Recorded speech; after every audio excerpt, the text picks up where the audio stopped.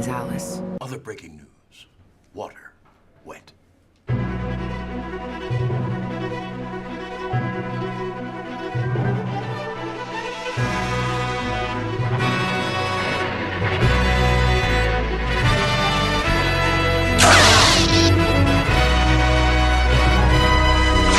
Resident Evil, the final chapter, yeah right, is directed and written by Paul W.S. Anderson and it stars Mila Jovovich, Ian Glenn, Ali Larter, Ruby Rose, who we haven't seen since last week, among others, and this tells the story of Alice, no shit, and it takes place immediately after Resident Evil Retribution, where Alice is alone after what was supposed to be Umbrella's final strike against humanity. She must now return to Raccoon City and to the Hive to stop the Umbrella Corporation as it is gathering forces right there on their home base. I am not a fan of these movies. But as everything, any expectations, good or bad, stay at the door. I have only seen each and every Resident Evil movie once, and even I feel that it is repetitive. Let's just put something into perspective. Paul W.S. Anderson somehow has maintained this franchise alive for 15 years. This is the 6th movie. This is without a doubt the most successful video game-based movie franchise ever. And now, the final chapter. No.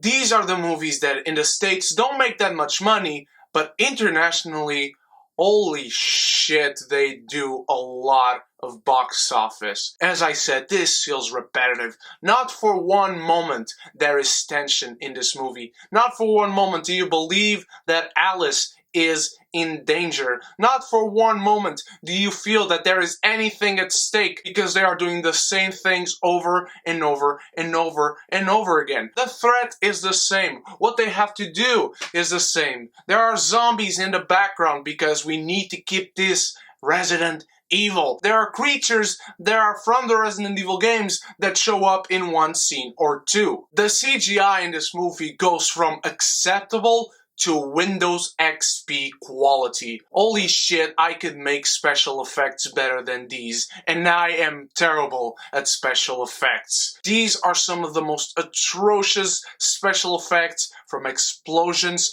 to blood splatters to monsters, that I have seen. There are so many things that are hard to look at because of how bad they are, and I know that these people love what they are doing in this franchise, and that's why they keep doing it. Of course, the love for money also counts, but still, oh shit, it is so bad. I'm going to say that the character of Alice is boring and repetitive as hell. She does the same thing in every single movie, but I will say Mila Jovovich is a charismatic actress. She carries this movie as well as she can performance-wise, just like she carried all the other 5 movies. And she does it well. She's not going to not give a crap in her husband's movie. She's going to be professional, and she is a good actress on her own right, be her husband's movie or not. People like to complain about the X-Men franchise, about timelines, but this movie doesn't give a crap about which characters die or don't. I'm not going to spoil anything, but you're going to see some familiar faces, which are in the trailers, but I'm still not going to spoil it. I seriously hope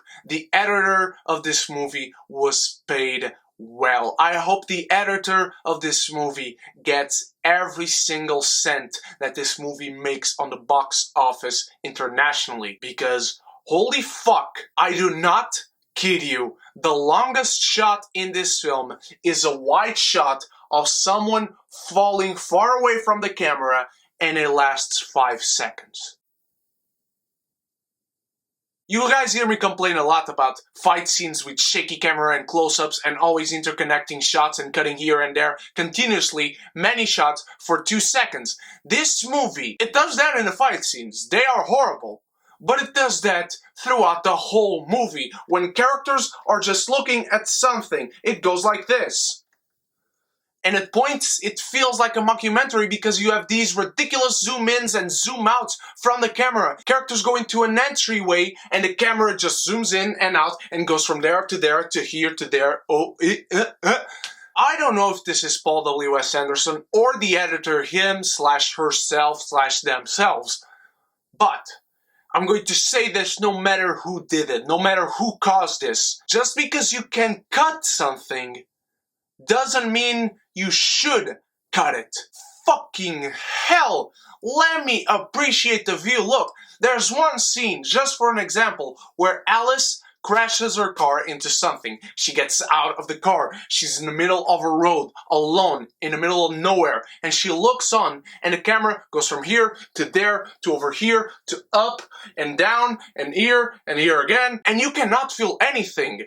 You cannot feel any threat. There is no danger because at first, in the nanoseconds that each of these shots take, you gotta realize where the characters are and what is happening and what you are seeing on the screen. It is so fucking stupid. And there are so many times where Alice is the one that is put into peril and you know that she's going to live. So there is no danger there. There is no peril. You feel nothing because you know that this character is going to last through the end of the film. Before I head into the climax of this film, let me tell you about the one thing that I appreciated even though it is bad. Ian Glenn as Alexander Roland Isaacs. That's what he calls himself, so I'm going to call himself out of respect. He is delicious as the villain of this movie. He chews the scenery whenever he's on screen. He is so over the top. It is a delight to see this guy on screen, especially with all the other characters that surround him, because every fucking one is taking this thing so seriously still. Look at Triple X. They'll learn their lesson. They know they're stupid and make no sense, so they're going over the top, ridiculous. But this world, it takes itself so seriously to the point it almost wants to feel like a drama. But Ian Glenn, my God, what a pleasure when he was on the frame. Seriously, it is quality upbringing on this film. Let me just go back to the special effects because there are lots of explosions in this film with characters throwing things at the zombies and the zombies exploding. And our characters are running away from the explosion and they run away just in time. But fucking seriously, there's not one explosion in this film where the characters should not have died. They should have died in each and every explosion that they escaped from. The climax of this film is so predictable. It's not even worth the effort. You see the visual cues, you completely know what's going to happen. The beginning of this film tells you exactly what's going to happen. The most boring scenes of this movie, whenever there's exposition going on, you know exactly what's going to happen. And there's this scene that goes into a backstory of Alexander Roland Isaacs that exposes the Umbrella Corporation, which I'm not going to spoil, maybe because it is a spoiler. But they reveal something, and I just thought, don't we already know this? If you've seen the movie, please let me know in the comments. The scene where they go into the release of the virus where Alexander Roland Isaacs is talking to the board. Didn't we already know this? I might be wrong, but even if we didn't, I wasn't at all surprised with this reveal. Jesus Christ, the amount of times these people should die and how they avoid death is so fucking stupid. I was waiting for this movie to just be bland and boring, bad to the point of not caring, or bland and kind of guilty pleasure-y for you to want to watch it or not, but your heart will go on. But this is really fucking bad. They set up things and immediately in scenes after, they kill the suspense, if there was any, ever. The camera shots are not at all established and they cut away from each and every single camera shot that they did in this movie. Each and every take was worthless because it doesn't last one fucking second. Not one fucking second! This movie is a real headache, especially in IMAX 3D. Don't watch this in IMAX 3D. Resident Evil The Final Chapter is not even the final chapter. It's seriously, they sequel bag just as you were expecting.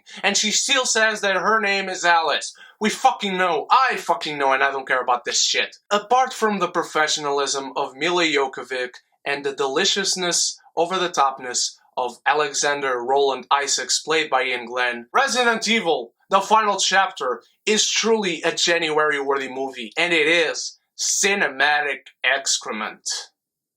What did you think of Resident Evil, the final chapter, my beautiful geekies. My head hurts. Is it your favorite? Is it your least favorite? What is your favorite Resident Evil video game and Resident Evil film? Let me know all that in the comments below, as well as leave your likes and share with your beautiful friends and tell them to click subscribe and the bell and come join the beautiful geeky community where we can be geeky united. Thank you so much for watching, my beautiful geekies. You guys are the freaking best. Don't watch this. I love you all. Stay beautiful. Stay geeky. Share.